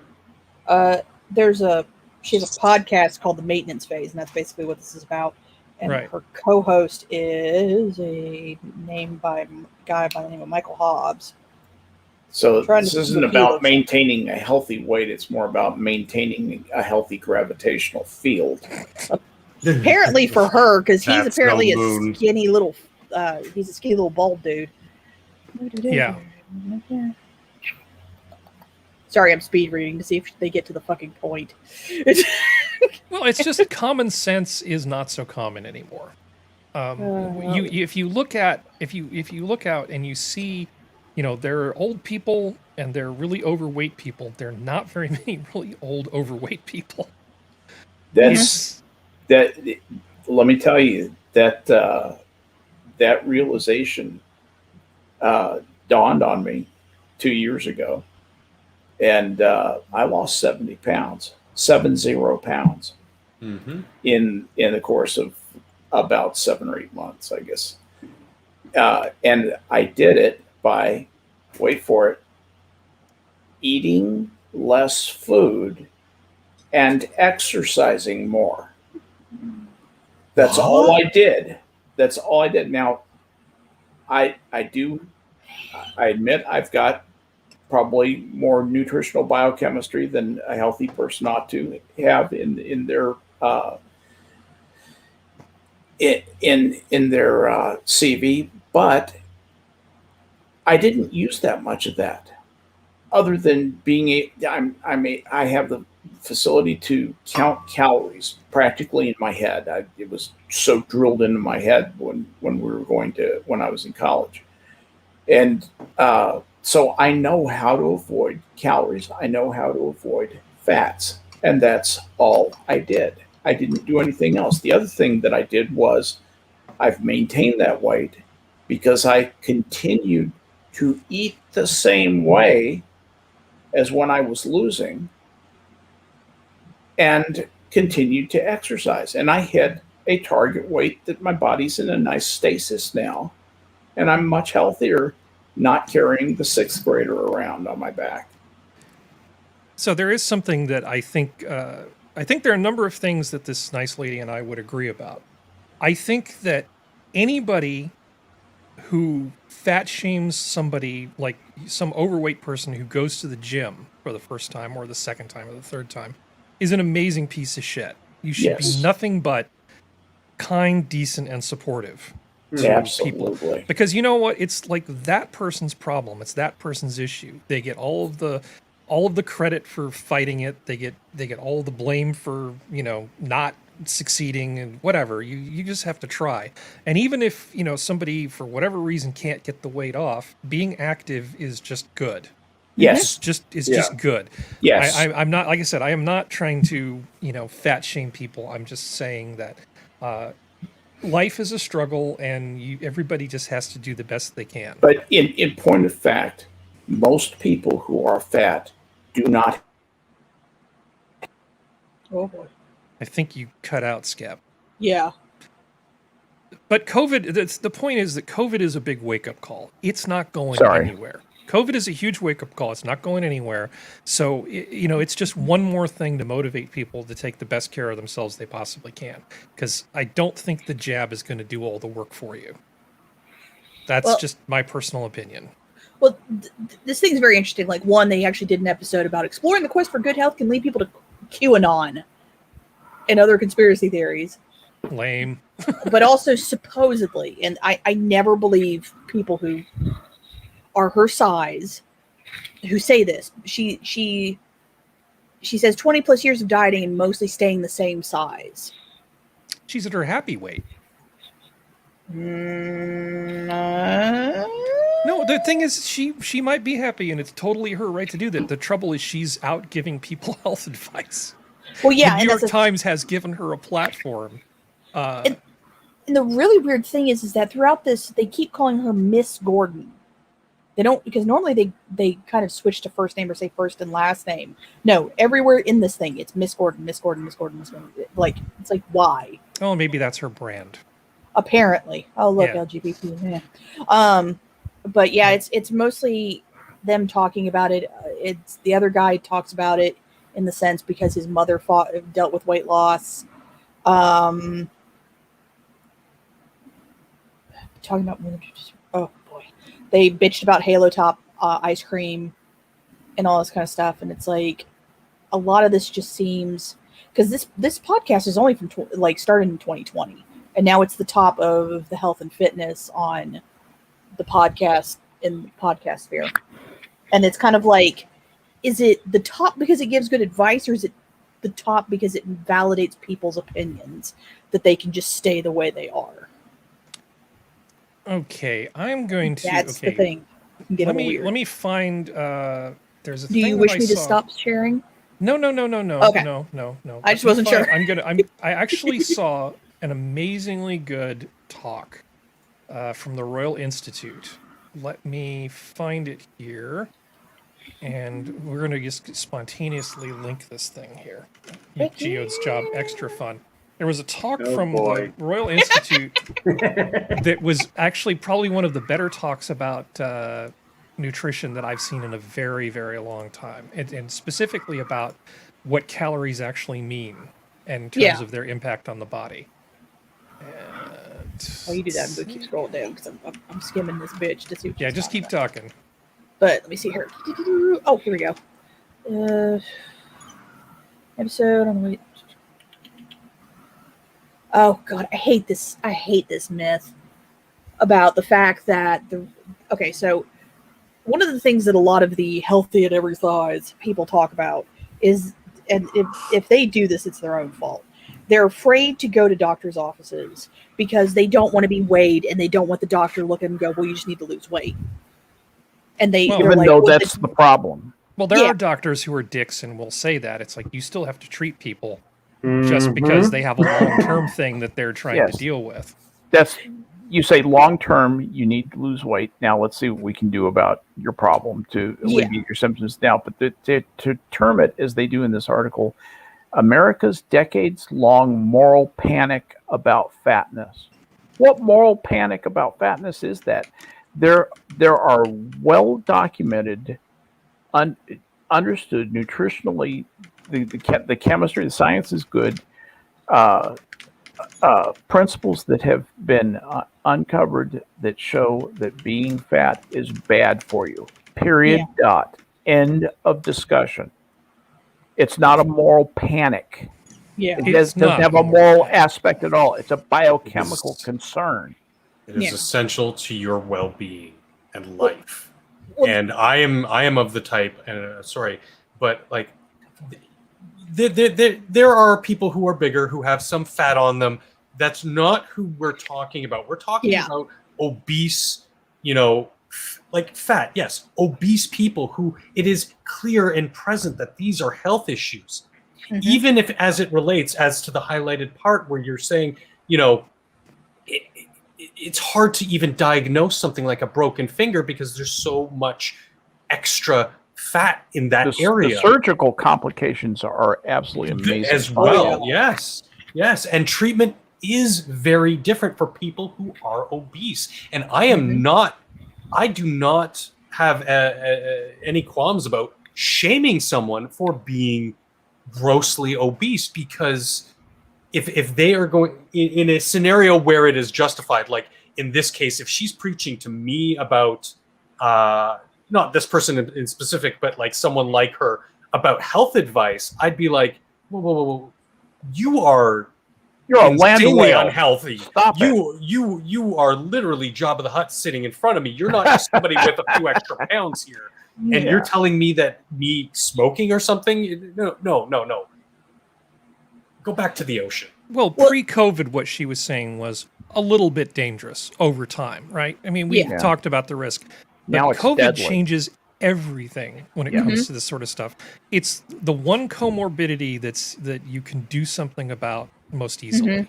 The thing is, even if you look at the pictures of the few teenagers that have died and children that have died from COVID, purely COVID, they didn't have anything else. If you actually look at the pictures of some of these kids, they're all fat. They're morbidly obese. They're not. They are morbidly obese. That's exactly and like right. Skep was saying with the surgery thing, like all these treatments, like the obesity in America is an epidemic. It is clear and present, and the solution is clear and present. It's these types of, healthy at any size kind of things that are more destructive than I think that this current COVID epidemic is in. Because there's so many things. Obesity is one of the biggest killers in your country, but it's not the obesity that kills you. It's things that they have a hard time or can't treat because of your obesity. Yes. Let me just offer one quick example. And here, this is something. Fat cells make estrogen. Estrogen feeds many different kinds of cancers, particularly in women. And those cancers grow much, much faster, much more destructively. They metastasize sooner in the presence of the increased estrogen that is created from the excess fat cells that these women have. A lot of these women die from cancer who they could have been diagnosed earlier, and the progress of the disease would have been less rapid if they had not been so fat. Mm-hmm. Well, I mean, and there's also skinny people and well-fit people who are also unhealthy because of dietary choices. You can be skinny, have an insanely high cholesterol level, and be just as at risk as somebody who is very fat. Well, that's a whole separate conversation. Yeah, we don't want to go down that road. We don't want to get into the appeal of Staten Island, but I'm going to let Serenity say the last thing because she's been trying to talk for a moment, and then I want to move on to the next. I'm sorry, Serenity. I didn't. No. Part of this is just me doing my job. I hear somebody try to cut in and make sure everybody gets their time. I apologize. I'm pretty passionate about this. Stop it. The thing is like he talks about going to urgent care clinic, and it's like. And he talks about his big swollen finger, and all this kind of stuff, and then realizing later that he was afraid to go to the doctor and get his autoimmune disease diagnosed because it was wrapped in fatness. It's like, one, I have seen, because I have helped in urgent care clinics in the front office. I have seen morbidly obese people come in with supposedly fractures or broken bones. You cannot tell. And getting them in the x-ray unless they go to a hospital is damn near impossible. So it's one of those things where it's kind of like, it's the whole exaggeration of everything. Because you see this all the time online too. Where they're like, well, I shouldn't have to say my weight. All right, then leave. Like if you don't want to get weighed or any of that kind of stuff, it's everyone expects the doctors to be miracle workers, and they're not. Mm-hmm. If you're not going to put the effort in to take care of your own damn self, just don't go to the doctor and don't waste everybody's time. Like, legitimately. There you go. So, thank you for bearing with me on all of that. So we're into what we call the lighter news as we play ourselves out here. Do you wish me to stop sharing? Yes. Okay, I guess I have to do something now too. Yeah. It's a madhouse. Yeah. That's not what I wanted to do. Let's see. Does that work? No. There we go. Beautiful. Okay. Oh no, it's my nemesis. Look at her down there in the corner. Just she's coming for me. Okay, so why China's Bitcoin miners are moving to Texas? Because everybody's moving to Texas who isn't me, right? China's ban on cryptocurrency mining has forced Bitcoin entrepreneurs to flee overseas. Many are headed to Texas, which is quickly becoming the next global cryptocurrency capital. Aren't you proud, Skep? Yes, I am actually. That's kind of chapped China's ass. Yeah. No, we have some big deposits of Bitcoin in some of the western parts of Texas. I mean, this is lovely. God bless Texas. Yeah. No, Texas is awesome. Exactly. Everybody. The number of houses that I'm seeing for sale in Silicon Valley is insane. There are so many people. This is totally anecdotal, but this number of people that are getting the hell out of Dodge, it's like fuck you, is ridiculous right now. There are a lot of houses going on the market, and I don't know if this is because of COVID causing income problems for people, or if it's just people trying to cash in while the market's at the top. I don't know what the thing is, but I can tell you there's a lot more supply on the market than there was about a month ago. But Geodes, do you mine this stuff in igneous rock or something? Yeah, Geodes. Yeah. It's an ingenious rock. Hey. Can you frack for Bitcoin? Someone will find a way. Man. Now, I just see think how it is. But this is how freedom works. People vote with their feet. That's how you can tell what economists call revealed preferences. Yeah. If you want to figure out what somebody actually truly feels and what they really want, look at what they actually do. Yep. They say China is asshole, and they leave China and they go to Texas and they mine Bitcoin. Well, like on the same level of the We extend a blockchain. But like, didn't China like raid a bunch of Bitcoin mining places and like destroy all their equipment? That's what I thought, because I remember seeing something about that on my feed once. Yeah. Like they raided the places and destroyed everything. Well, the whole Bitcoin thing is amazing. There was, during one of the first Bitcoin booms, people were setting up in Iceland because they have cheap geothermal power there. Yeah, I remember that. So they were setting up these huge Bitcoin mining operations in Iceland. And what that was leading to was bad actors going around stealing tons and tons of servers. They just break into some, homemade server farm that somebody had set up and just steal 1,000 bit mining servers and go away in the dead of night. This is like real Wild West kind of stuff. Yeah. I mean, this is what it's like on the frontier, because Well, this is with what what cryptocurrency is. It's a new frontier. With what you've been saying about the GPUs, they're getting more expensive. They're in short supply, and they're using. I think that's what they use for Bitcoin mining, or like graphics cards, right? Yep. Yeah, that's what they do. The key to this sort of stuff is you have to balance the energy it takes to run the GPU to the Bitcoin yield that you get. Yep. And this is where it gets tricky. If you have a more efficient algorithm, that's great. The GPU cards are a really good way of just applying a lot of brute force to the thing. There are GPUs that are much more energy efficient than others that may have lower throughput, Or but it's about making A6 money. and stuff like that. But it's about making money, Yeah. right? That's what you're talking Right. about. So some people are using other types of GPUs than just like the big gaming ones, like the RTX 3080s or the scientific equivalent, which would be an A40 or an A100 or something like that. But but you want to go to a place where A, they don't just raid your stuff and throw you in jail, and B, there's actually more or less reliable power. You're So if you adorable guys- until they end up in jail. Yeah, so hopefully get disappeared. you guys won't have any more power supply problems anytime soon. Get Not more if of that that much money's coming de-icing in. fluid on hand for Jet next fuel. winter. I think you call it jet fuel. And helicopter fuel. Yeah. It's survival of the fittest, don't you know? Yes. But So- it's probably worth saying, just for a one sentence definition, Okay. what Bitcoin mining is essentially just verifying legitimacy of Bitcoin transactions. Mm-hmm. Effectively. Yeah. You're solving a big mathematical problem. Yeah, Yeah, well, that's also it solves something called the double spending problem. We don't need to get into the mechanic. We can really talk about this for a long time, but I just wanted to get that out there. People wonder what Bitcoin mining is. I've actually had people ask me, "Is it one of those rare earth minerals that they're pulling?" Lord.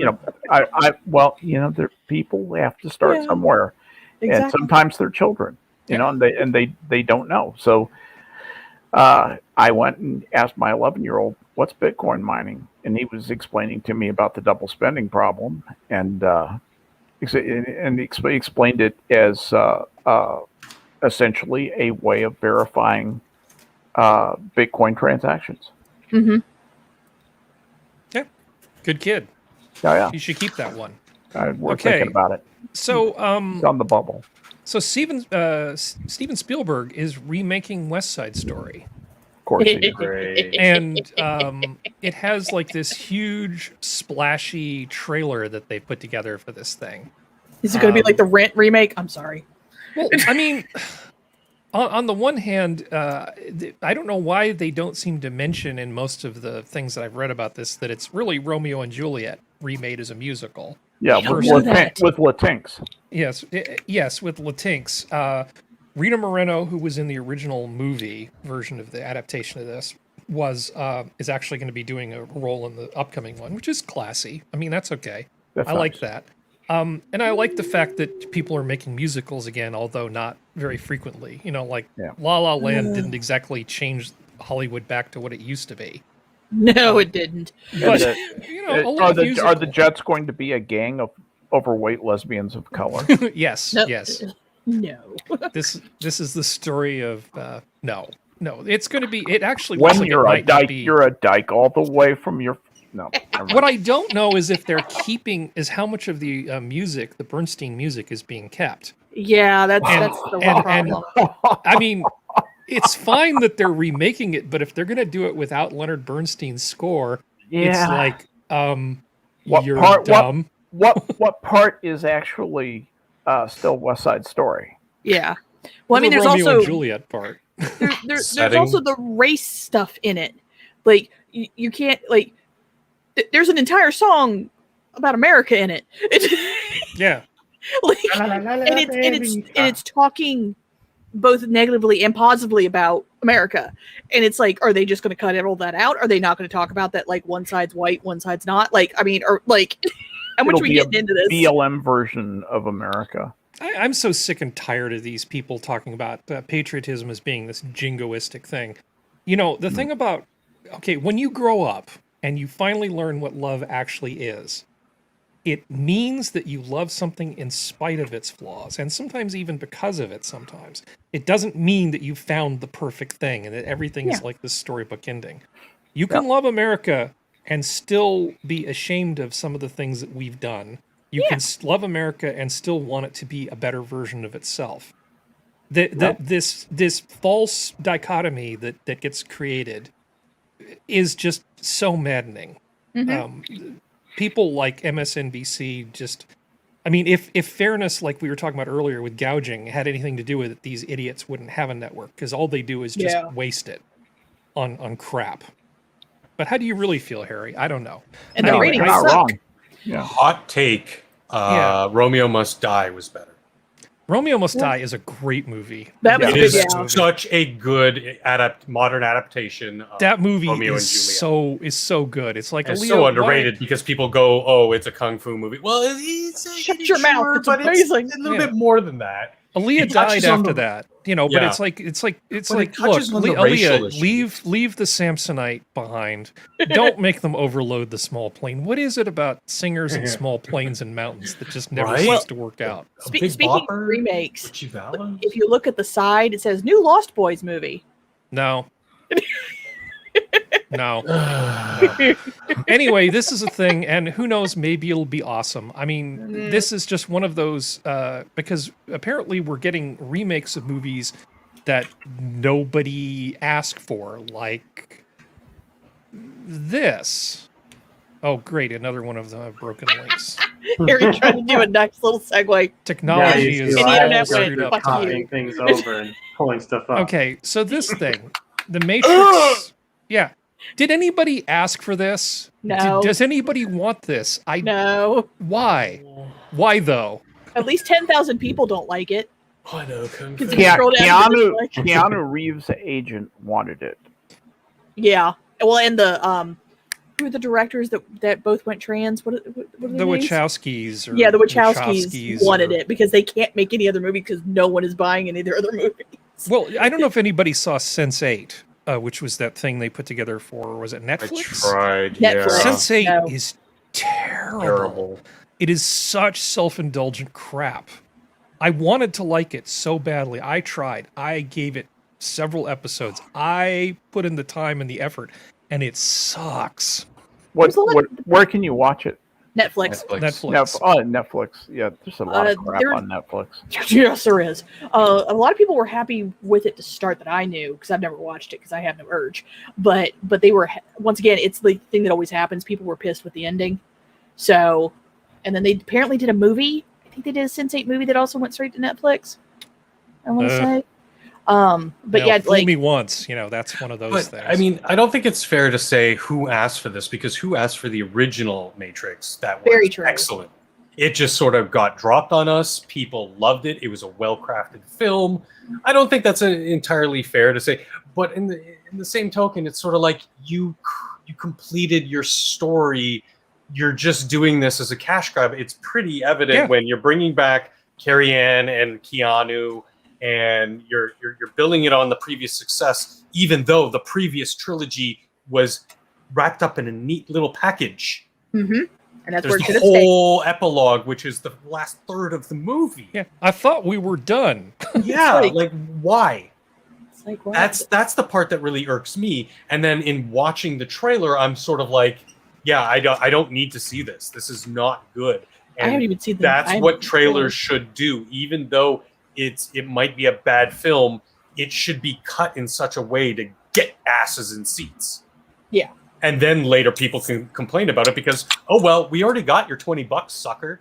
Yep. Too fucking late, motherfucker. Yeah. But I don't even have the urge to see it because, like, I'm one of those people. No. Like, I lose interest in movie series very easily. I'm one of those people that, like, with The Matrix, I saw the first two. Took me years to watch the third one. I watched the trilogy. I know that's not a very popular.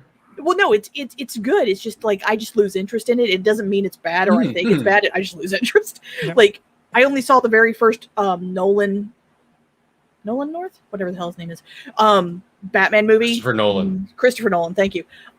I only saw the first one. Didn't see the other two. I'm one of those people. I'm like, hey, meh. Not everything works for every person. And by the way, if there are a lot of classic movies out there that are worth a look, if you don't like the new stuff, like Forbidden Planet with Anne Francis, great Amazing. movie. Love Forbidden Planet. Forbidden Planet is The Tempest. It's Shakespeare's The Tempest in space. Really great thing. Of course, also was it Requiem for Methuselah, which is a Star Trek episode, is also The Tempest in space. Just a shorter thing. Tempest. And Harry, I'm not going to go see it in theaters, but I'll watch because I'm a media junkie. I'll watch it, and you guys will all hear me complain about how bad it is. He'll just kick into the server one day. God damn it! Which thing are you going to watch and then complain about? Matrix. Oh yeah. I watch everything. Like I will go through Netflix and Amazon Prime and watch everything, no matter how bad it looks. There's a certain threshold, but yeah. Well, continuing our lighter news, I've been saving this one for a little bit. A father and son who help clients find forgotten crypto passwords estimate billions of dollars worth of lost Bitcoin is recoverable. Now, this is actually pretty cool because you hear about these people who lose their stuff.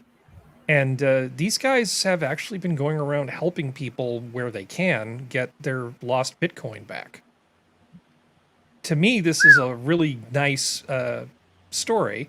And so we'll put this in the chat like we always do. And if you know anybody who's unfortunate enough, don't just give up. Something like this is obviously really valuable. So there are people out there trying to help people out. Like, I mean, it's like, the estimates the amounts it to be $4.7 billion. And like they estimate between 60 and 92,000 Bitcoins. Well, this is a business that they're running. And like I said, here, one of our most recent cracks had about $250,000 in a blockchain wallet. The kid majored in computer science. He's taken some time off from school because this seems to be working out pretty well for him. Yeah, really. Yeah. Anyway, I Bill think Gates did that. This is a great feel good story in my opinion. So I kind of like this. I thought it was a good thing to almost end on, but it wouldn't be one of our streams unless we got to penis news. Let's see. And of course, that link is not working again. Gosh, my technical problems. You'd think I was a low-tech person with all the stuff going on, and I promise I'm not even remotely low-tech. We know you're not. Okay. There we go. Teen gets USB cable stuck in penis in backfired attempt to measure length. I think he fell on it. The teen inserted a USB cord into his urethra and had to have it surgically removed. Sora's in the chat, so tell me it was a Type B. No, USB-C would have been better, I think. But yeah, unless it was one with power delivery turned on to 20 watts. So this was in the UK, and he had to have surgery to get this USB cable removed. I'm still unclear on how exactly this was supposed to work. It says here, the sex experiment backfired when the cable became lodged in the curious teen's scrotum like an electronic catheter. Despite attempts to extract it himself, the USB cord became tangled so terribly that both ends were left hanging out of his wired willy. Stop putting things in your penis. Yeah. Stop Did it. he have it looped and stuck up there? Is that the way he did Apparently. it? Yeah, the I plugged like- up boy's family transported him to the hospital after he began urinating blood. Yeah, that does tend to Oh, happen. yeah. Well, I No, like yeah. After I like initial a- attempts to remove the wire failed, the team Blech. was transferred to University College Hospital London to see if they could extricate the intrapenile measuring tape. Yeah, well, I like Sora's comment here. She's like, "Do not insert things into your genitals. That should not go into your genitals." Yeah. It's an Audi. It's an Audi. It's an Audi, not an innie. It's not an innie. Anyway, we are just about at the 2-hour mark. No one should be inserting anything into one of those who has not graduated from nursing school at least. Liberty Medical will send you pre-lubricated catheters on your Medicare. Yeah. On a before we Rest in peace, Wilford. Yeah. sanitary, Test your diabetes every day. Sorry, go ahead. on a slightly not sad note, but a slightly more serious note, Mm-hmm. this is going around, and I figure since we don't have we have people all over the U.S. listening, so I don't know if everybody's heard about the I'm going to butcher her last name, Petito, Gabrielle Petito. Oh, Going basically the van lifestyle blogger who probably had some mental health issues that went missing, and the boyfriend is keeping mum. Not saying No, anything. he's gone missing he's now. Vanished. He's Yeah. vanished. Oh, he's Yeah. gone missing. Okay. So if anybody hears anything, sees anything, there are places to report it all over the internet, but because he's up and disappeared. He's been gone for 15 hours at this point. And then she's been missing for God knows how long. So I if anybody knows it, if you hear anything, see anything, or just spread the word, please do, because they're 22 and I think 23. So yeah, I just thought I'd throw that in at the end. In honor of a certain recently deceased comic, I'm going to say, it's really bad luck when the guy the only guy who's ever said, "I love you and I want to spend the rest of your life with you," kills you. Yeah. Yeah, that's bad. That's definitely bad. Well, actually, there's a bunch of stuff that just did not make the cut this week. I've got some pretty good plans for next week's show. I hope as many of you as possible will be able to join me, both the panel and chat. And, I'll be here if I'm alive. Yeah, and with that, the zoo is closed. Good night, everybody. Good night, everyone.